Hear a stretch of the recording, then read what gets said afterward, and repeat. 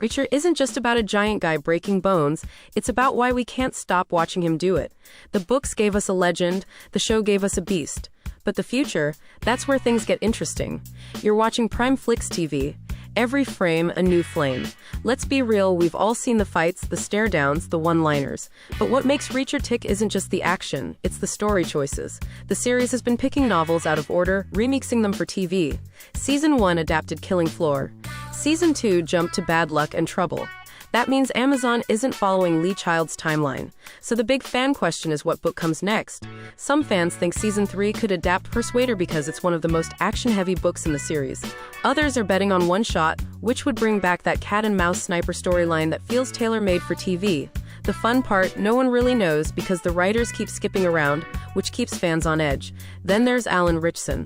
The guy doesn't just look like Reacher, he is Reacher. He's talked about how he had to bulk up, train military style, and even change his posture to match the books. And the rest of the cast, they've admitted shooting Reacher feels more like filming a war movie than a TV drama.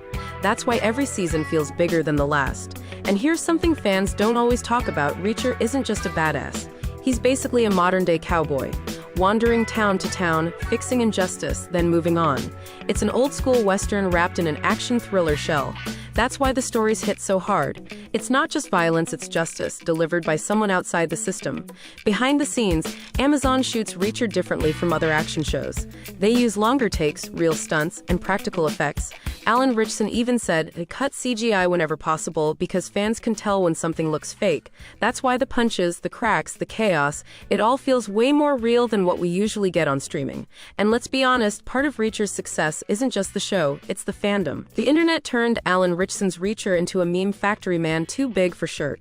Bone-cracking ASMR, the human wrecking ball. That viral energy actually brings in new fans who've never touched the books. It proves Reacher works both as a serious thriller and a pop culture icon. But here's something really interesting, Reacher isn't just a hit in the US. The show has exploded globally from Europe to Asia. Why? Because Reacher's story is universal. Corruption, justice, revenge, these themes translate everywhere.